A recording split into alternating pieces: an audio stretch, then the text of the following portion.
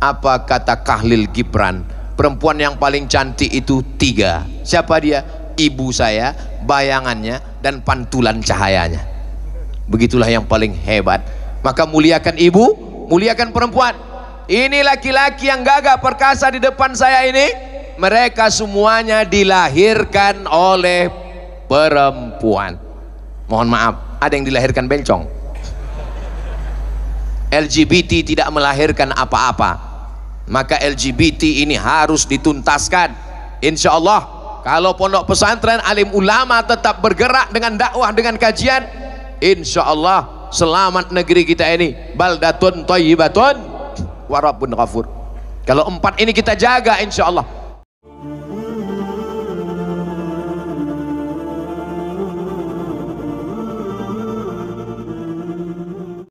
Saudaraku yang dimuliakan Allah subhanahu wa ta'ala, ilmu ulama, ilmunya ulama ini, alhamdulillah, yang awalnya khawatir masjid besar apa ada orang yang ngisi pengajiannya, ternyata ramai melimpah luar biasa. Saya ngikuti juga beritanya ini Pak Gubernur, saya baca itu awal berita jamaah ramai datang, rupanya anaknya mandi di kolam air mancur. Tapi berita tentang Quran hilang 7.000 itu baru ini keluar. Apakah setelah Quran ini hilang jamaahnya tetap datang? Tetap ramai. Kenapa? Karena dibangun atas dasar takwa dan keimanan kepada Allah. Jamaah tetap diajak untuk memakmurkan rumah Allah. Ketika kita nanti menghadap Allah, tidak ada lagi atap, tidak ada lagi tempat naungan. Di antara yang tetap dapat atap naungan di padang mahsyar adalah rajulun qalbuhu mu'allaqun fil masajid, orang yang hatinya tergantung di masjid. Dan orang yang hatinya tergantung di masjid, inilah jamaah yang hadir 20.000 subuh ini. Allahu Akbar. Salah, alhamdulillah, Jawa Barat juara. Allahu Akbar. Kenapa hatinya tergantung di masjid? Ini kan subuh hari Ahad, hari libur, tanggal merah. Berapa banyak umat Islam meliburkan diri sholat subuh tanggal merah, hari balas dendam, yang selamanya bangun pagi jam 4, jam 5 takut terlambat kerja jauh di luar kota. Hari Ahad inilah masanya untuk meliburkan diri. Papa nggak sholat tanggal merah mama. Tapi tidak bagi masyarakat Jawa Barat. Subuh libur, Masjid Al-Jabbar tetap penuh melimpah ruah, bahkan sampai ke atas. Saya pikir atas ini kosong, ternyata ada juga orang tuh melambaikan tangan mereka dari atas. Ibu-ibu khusus. Ini awalnya laki-laki di bawah, perempuan di atas. Jadi kalau ada orang mengatakan Islam mendiskreditkan perempuan, Islam melemahkan perempuan, Islam merendahkan perempuan, kalian belum sholat di Masjid Al-Jabbar. Ketika kalian di Al-Jabbar baru kalian tahu bahwa perempuan letaknya di atas, harkat, martabat, kehormatan dirinya dimuliakan. Kalau ada saudari-saudari saya perempuan dari Sabang sampai Papua merasa direndahkan oleh suaminya, merasa dilecehkan oleh suaminya, merasa diinjak-injak oleh suaminya, ingin merasa tinggi dihormati, datang ke Masjid Al-Jabbar, naiklah ke atas. Nanti kau lihat suamimu di bawah, kau yang di atas. Jadi arsitektur juga mesti ada pemahaman keislaman. Di mana posisi perempuan? Ada yang membuat posisi perempuan dimasukkan ke dalam kamar, karena baginya perempuan lebih baik di tempat yang tertutup, tidak boleh ada sama sekali. Padahal ada hadis lain, la tamna'u ima Allah masajidallah, jangan larang perempuan ke masjid. Kalau nggak boleh perempuan ke masjid, untuk apa ada pintu babun nisa? Ini babul baqi, karena mengarah ke makam baqi. Habis itu babu Jibril, karena itu pintu malaikat Jibril masuk. Setelah babu Jibril, babun nisa. Dulu kalau ada laki-laki lewat di situ dicambuk sama Umar bin Khattab, nggak boleh masuk dari pintu babun nisa. Sekarang bisa masuk Pak Ustadz? Nggak bisa juga, karena itu tembus ke Raudhah, dikawal sama polisi. Kalau mau cobalah masuk. Haji. Jadi perempuan boleh ke masjid? Boleh, dengan syarat dan ketentuan berlaku. Di beberapa masjid saya lihat perempuan di belakang, laki-laki di depan, pakai satir, pakai hijab, tapi hijabnya nggak tinggi, perempuan masih kelihatan. Hijabnya seperti net main takraw, lebih rendah lagi seperti net tenis, sehingga laki-laki yang di belakang bisa melihat perempuan. Yang tua-tua di depan, anak muda di belakang, anak gadis sop paling depan. Lain bunyi amin makmum di belakang. Ghairil maghdubi alaihim waladdallin. Amin. Itu tidak terjadi di Masjid Al-Jabbar. Kenapa? Karena perempuan di atas, yang bawah ini tidak melihat perempuan, tapi perempuan bisa melihat ke bawah. Itu pun yang mereka lihat tengkuk sama kepalanya aja. Yang mereka lihat utuh sempurna hanya Ustadz Abdul Somad. Saudaraku yang dimuliakan Allah Subhanahu wa taala, ilmunya ulama dipakai. Yang kedua, adlul umara, keadilan pemimpin. Semua kabupaten kota mesti ada jatahnya di masjid ini. Berapa kabupaten kota? 27. Maka ada jatahnya di sini. Setiap pintu-pintu Masjid Al-Jabbar ini adalah simbol dari kabupaten kota yang ada di Jawa Barat. Ustadz tahu dari mana? Tadi Kang Emil kan ngasih tahu saya. Jadi setiap kabupaten kota dia punya ikon, dia punya simbol, dia punya local wisdom, kebijaksanaan lokal, punya ciri khas, sehingga ada rasa memiliki, penuh dengan simbol, penuh dengan makna. Maka ketika kita diberikan Allah Subhanahu wa taala doa, la tusallit alaina bidzunubina man la yakhafuka wa la yarhamuna. Jangan angkat pemimpin kami orang yang tak takut kepadamu dan tak sayang kepada kami.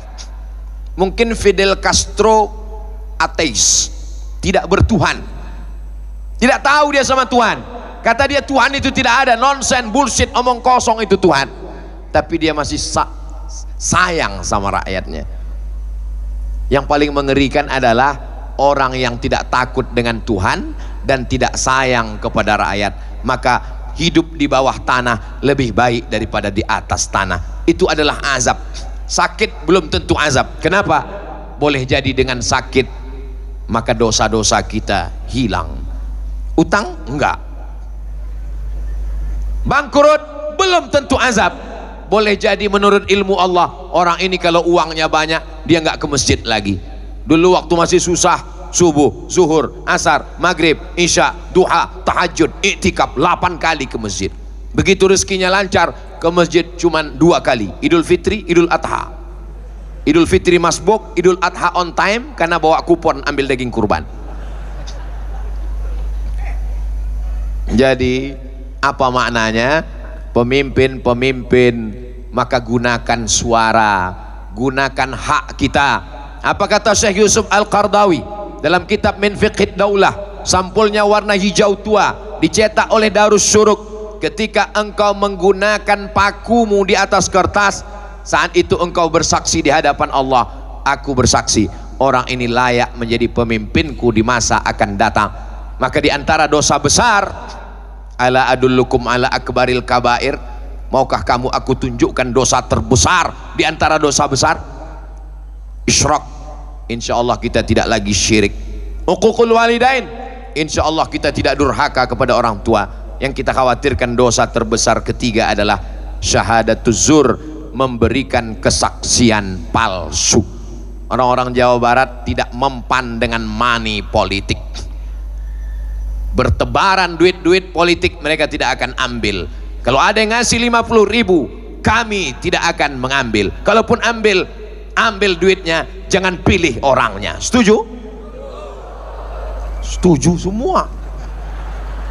Padahal itu nggak benar. Jamaah yang dimuliakan Allah Subhanahu wa taala, money politik merusak demokrasi. Demokrasi adalah bagi orang modern cara yang paling baik. Karena ketika demokrasi ini jahat Pak Ustadz, demokrasi ini salah Pak Ustadz, suara terbanyak suara Tuhan. Kalau ada 10 orang diajak sholat pakai demokrasi, yang 9 mengatakan nggak perlu sholat, yang ngajak sholat cuma 1, hayya 'alas shalah. Yang 9, hayya 'alal bola. Yang menang mana? Yang menang bola, yang sholat salah. Itu karena cara berpikir kamu salah. Karena demokrasi kamu pahami 9 bola, 1 sholat. Kalau yang 10 ini dimasukkan ke pesantren, dididik, ikut pengajian insan kamil, memang iklannya mesti ada. Diajak pengajian ke Al-Jabbar, akhirnya mereka menjadi orang baik. Maka yang 9 mengatakan hayya 'alas shalah, yang 1 hayya 'alal bola, maka orang sholat dulu baru main futsal. Betul? Jadi yang salah bukan demokrasinya tapi orangnya. Ini sebagai salah satu mekanisme cara memberikan inspirasi, aspirasi suara kita. Nah, jadi orang ketika dia menggunakan demokrasi bukan berarti dia sudah menghilangkan Allahu Akbarnya. Sekarang ini dibagi jadi 2. Siapa yang mengatakan Allahu Akbar, berarti dia kaum religius yang tidak nasionalisme. Siapa yang mengatakan merdeka, berarti dia orang nasionalisme yang tidak religius. Ini yang bagi ini siapa? Tidak ada pembagian seperti itu. Karena negeri ini dimerdekakan oleh orang yang religius sekaligus nasionalisme. Hubbul watan minal iman. Kalau tidak hubbul watan, tidak berjuang, ulama dibuang sampai ke Cape Town, Afrika Selatan. Siapa namanya? Syekh Yusuf Al-Makassari, Tajul Khalwati. Tarekatnya 2. Yang pertama Khalwati, Khalwatiyah. Yang kedua adalah Syattariyah. Dibuang dia ke Ceylon. Belanda tidak suka dengan orang tarekat. Orang tarekat itu apa? Cuman zikir aja. Allah, Allah, Allah, Allah, Allah, Allah. Orang tarekat dengan zikir Allah, Allah, Allah, itulah dia tidak takut mati. Dibuang karena dianggap membangkitkan semangat jihad melawan Belanda. Dibuang ke Ceylon. Sampai di Ceylon dia tetap berdakwah. Orang Ceylon masuk Islam. Dibuang ke Afrika Selatan. Nelson Mandela memberikan penghargaan. Maka ada satu kampung Melayu yang ada di Cape Town, Afrika Selatan. Bukti bahwa mereka berdakwah, mengajak ke jalan Allah Subhanahu wa ta'ala. Atas doa para ulama, maka bangkitlah negeri ini. Siap jaga NKRI? Siap jaga Jawa Barat? Siap jaga Bandung? Takbir! Allahu Akbar. Jawa Barat juara, alhamdulillah. Kebalik Pak Ustadz, saya tahu, cuman ngetes jamaah aja. Yang ketiga, sakhaul aghnia. Tiang menara yang ketiga Masjid Al-Jabbar adalah orang-orang kaya yang dermawan, yang mampu bangun masjid dengan hartanya, bangun. Yang mampu bangun masjid dengan tanda tangannya, bangun. Yang mampu bangun masjid dengan tablik akbarnya, bangun. Tapi kalau peletakan batu pertama, jangan ajak Ustadz Somad. Tapi kalau pemencetan tombol, tablik akbar, pengguntingan pita, silakan. Berikut ini peresmian masjid, pengguntingan pita oleh Ustadz Abdul Somad. Kan keren. Peletakan batu pertama nggak nambah-nambah. Ini semua anak-anak muda yang hadir ini, mereka tidak mati sebelum bangun masjid. Yang nggak bilang amin mati duluan. Ustadz nggak boleh ngancam Pak Ustadz. Beliau bangun 70 masjid. Kita paling tidak sebelum mati pernah bangun masjid sekali pun jadilah, insyaallah. Amin. Man bana masjidan, siapa yang bangun satu masjid, banallah mithlahu baitan fil jannah, dibangunkan Allah untuknya satu tempat dalam surga. Satu masjid. Kalau 70 masjid, apa enggak bingung tuh mau masuk yang mana? Nah, itulah paling yang dekat-dekat pasti dapat duluan. Ustadz Jujun dapat satu masjid nanti di surga. Kang Edwin dapat. Ustadz, tentu saya lebih dapat, saya kan lebih dekat tadi duduknya. Saudaraku yang dimuliakan Allah Subhanahu wa ta'ala, Nabi Muhammad itu miskin, susah, melarat, meninggalkan dunia. Itu Muhammad yang mana, Beb? Kamu belajar di mana Nabi Muhammad miskin? Nabi Muhammad menikah dengan Khadijah, maharnya isruna bakarah, 20 ekor onta. Saya baru dapat kiriman video onta yang paling mahal tahun ini 350 juta. Nggak usah kita pakai itu, naik darah tinggi kita. Kita pakai onta yang paling murah karena kita udah lama kenal, 50 juta aja. Nabi menikah dengan Khadijah, maharnya 20 ekor onta. Kalau 1 ekor onta 50 juta kali 20 ekor, 1 miliar maharnya dengan Khadijah. Anak muda 25 tahun nikah, maharnya 1 miliar. Saya tahu tausiah ini akan menaikkan harga mahar di Bandung. Jangan gelisah, tenang dulu, karena setelah ini akan saya sebutkan hadis yang akan menurunkan mahar itu lagi. Jangan sampai setelah ini nanti unjuk rasa semua anak muda di Bandung. Jangan undang lagi Ustadz Somad ke Al-Jabbar, turunkan harga mahar, turunkan harga mahar. Dia hanya menambah penderitaan jombloan. Menikahlah guys, sebab yang jomblo itu cuman iblis.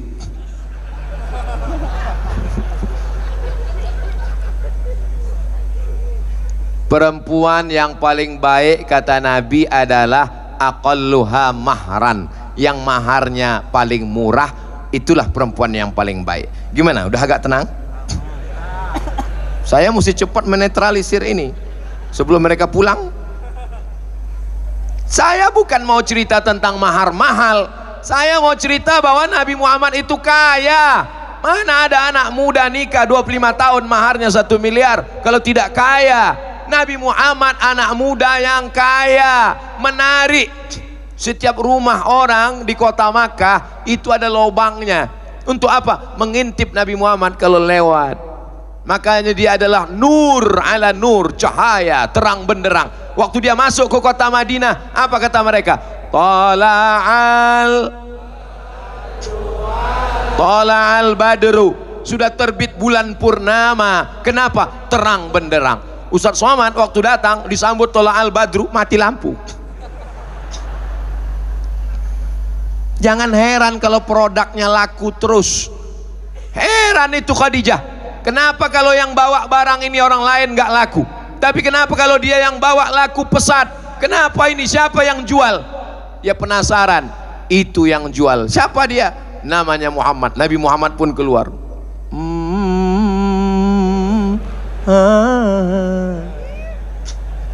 Mana tahu mau dibuatkan video pendeknya, soundtracknya begitu.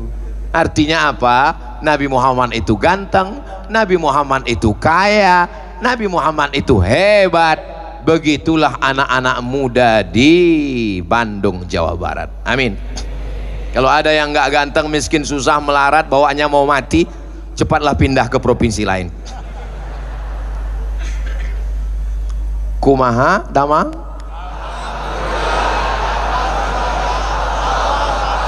Itu cuman mau membangunkan yang udah tertidur aja. Jadi kalau ada tidur sebelah gitu cara membanguninnya. Alhamdulillah Jawa Barat juara, takbir. Jangan lagi kita berpikir dunia ini mesti ditinggalkan. Doa masuk masjid, Allahumma aftah li abwaba rahmatik, bukakan aku pintu rahmatmu. Tapi kalau doa keluar masjid, Allahumma inni as'aluka min fadlik, beri aku rezekimu. Kenapa minta rezeki? Karena setelah keluar dari masjid kita akan membuka pintu peluang rezeki, bisnis, toko, ruko, dagang, jualan, semuanya. Supaya apa? At-tajir, pedagang, as-saduq, jujur, al-amin, amanah. Kalau dia mati, ma'an nabiyyin, dia akan bersama dengan para nabi, was-siddiqin, dia akan bersama dengan orang yang jujur, yang benar, wasyuhada, orang mati syahid, wassalihin, orang soleh. Iya Pak Ustadz, tapi modalnya gimana? Modalnya segera datang ke Bank Jabar Syariah, BJB Syariah. Allahu Akbar. Orang yang masih berkutat di konvensional, maka dia kena riba. Orang yang kena riba efeknya 5. Yang pertama, la yaqumuna illa kama yaqumul ladzi yatakhabbathu syaitanu minal mas. Bangkit dari kubur seperti orang kerasukan setan kesurupan. Jadi nanti kalau kelihatan waktu di padang mahsyar ada orang kayak kesurupan, ini pasti nabungnya nggak di BJB Syariah ini. 2, ayyuma lahmin nabata min haramin fannaru aula bih. Setiap daging di badanmu kalau tumbuh dari yang haram, tempatnya api neraka. Makan nasi berubah jadi darah, darahnya jadi daging, tumbuh dari yang haram, tempatnya api neraka. Sedangkan kita berdoa, Allahumma ajirna minan nar, Allahumma ajirna minan nar, Allahumma ajirna minan. 3, lidah yang dipakai berdoa, jadikan anak saya soleh, berikan pemimpin yang soleh, tapi ternyata makan haram, doanya tidak diterima. Kenapa? Mata'amuhu haram, makanannya haram. 4, nasihatin kadzibatin khati'ah, otaknya jadi jahat gara-gara makan nasi haram, riba, jadi tetes darah masuk ke jantung, dari jantung naik ke otak, otaknya jadi jahat. Kenapa anak saya jadi jahat Pak Ustadz? Yang jahat bukan anakmu, tapi kamu memberinya makan riba. 5, tidak mendapatkan nikmat khusyuk dalam ibadah. Sudah tidur subuh terlambat, apa masalahnya? Cacingan, kurang gizi. Yang kedua, karena makan haram, diharamkan Allah untuk mendapatkan lezatnya, nikmatnya, manisnya ibadah. Jadi solusinya Pak Ustadz, beralih ke BJB Syariah. Ini Ustadz ini dapat bisikan, nggak ada, saya nggak ketemu dengan beliau, saya baru tahu beliau tadi disebutkan protokol ke depan. Saya di mana-mana memang mensupport bank syariah. Dulu saya selalu diundang di bank konvensional, sekarang nggak lagi. Yang terakhir, tiang yang keempat adalah imra'atun solihah, perempuan yang solihah. Di balik laki-laki yang gagah, yang luar biasa, yang perkasa, itu ada perempuan yang luar biasa, bukan perempuan yang biasa di luar. Ada Ustadz Jujun Junaidi, ada perempuan yang luar biasa. Ada Kang Emil, ada Ibu Atalia, perempuan yang luar biasa. Ustadz kok tahu? Tadi kan ketemu di belakang. Kang Edwin, ada perempuan yang luar biasa. Perempuan yang luar biasa itu siapa? Terkadang dia ibu kita, istri kita. Apa kata Kahlil Gibran? Perempuan yang paling cantik itu 3. Siapa dia? Ibu saya, bayangannya, dan pantulan cahayanya. Begitulah yang paling hebat. Maka muliakan ibu, muliakan perempuan. Ini laki-laki yang gagah perkasa di depan saya ini, mereka semuanya dilahirkan oleh perempuan. Mohon maaf, ada yang dilahirkan bencong. LGBT tidak melahirkan apa-apa, maka LGBT ini harus dituntaskan. Insya Allah, kalau pondok pesantren alim ulama tetap bergerak dengan dakwah, dengan kajian, insya Allah selamat negeri kita ini. Baldatun thayyibatun wa rabbun ghafur. Kalau 4 ini kita jaga, insya Allah. Kenapa Ustaz Somad ketika di Masjid Al-Jabbar kemarin cuman 4 aja? Ya tiangnya cuman 4. Oh kalau gitu Pak Ustaz lebih banyak tiang yang di dalamnya aja bahas. Nanti tiang yang dalam ini untuk pertemuan kedua ketiga nanti. Semua tiang-tiang ini kita bahas insya Allah. Makna Al-Jabbar artinya yang maha kuasa dan gagah perkasa. Raja-raja itu disebut dengan Jabbar. Maka ketika nanti pada hari kiamat Allah bertanya, Ainal Jabbarun, mana raja-raja yang gagah perkasa? Mana? Semua raja-raja mati, bupati-bupati mati, wali kota mati, gubernur jangan, ada orangnya. Semua akan mati menghadap Allah Subhanahu wa taala. Maka pada saat itu Allah bertanya, Ainal Jabbarun, mana raja-raja yang berkuasa? Anal Jabbar, kata Allah, akulah yang maha kuasa. Itu makna Al-Jabbar. Mana tahu nanti ibu-ibu pulang ditanya sama anaknya, mama dari mana? Dari Masjid Al-Jabbar. Arti Masjid Al-Jabbar itu apa, Ma? Masjid Jawa Barat. Betul, nggak salah. Jabar itu memang Jawa Barat, salah satu Al-Asmaul Husna. Makna Jabbar 2. Yang pertama, Jabrul Qahri, menguasai segala yang berkuasa. Tidak ada yang berkuasa kecuali Allah. La ilaha illallah. Ayatnya sudah dibacakan Kang Emil. Tu'izzu man tasha wa tudhillu man tasha. Siapa yang mau kau angkat ke atas, siapa yang mau kau jatuhkan ke bawah. Biadikal khair, dalam kuasamu ada kebaikan-kebaikan. Jadi kalau hari ini kita diberikan kuasa Allah, kuasa itu dipakai untuk menolong agama Allah, menebarkan kebaikan. Wa ma arsalnaka illa rahmatan lil. Makna yang kedua adalah jabrur rahmah.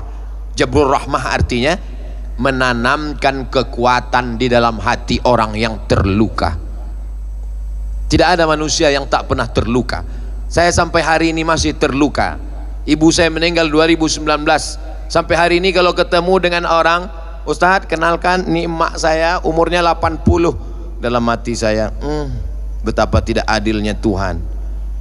Tapi kemudian Allah ingin saya tahu cerita lain. Saat saya pergi ke Pontianak, saya ketemu dengan bapak-bapak. Ustadz Somad tolong doakan anak ini. Kenapa? Ibunya meninggal, dia kelas 5 SD.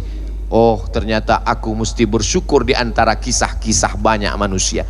Makna jabar, jabrur rahmah, menghibur, menguatkan, pelipur lara, mengokohkan hati orang yang terluka. Semua hati yang terluka dikuatkan Allah Subhanahu wa taala. Membangun masjid sudah, menyantuni anak yatim sudah, pondok pesantren sudah. Tapi ada satu yang belum. Apa dia? Ridho menerima takdir Allah. Itulah makom yang paling tinggi. Semua orang yang masuk surga nanti ditanya sama Allah, madza turidun? Kalau bahasa Sundanya, what do you want atuh? Madza turidun? Hai penghuni surga, kamu mau apa lagi? Semua sudah kuberi. Kata penghuni surga, ada satu yang belum ya Allah.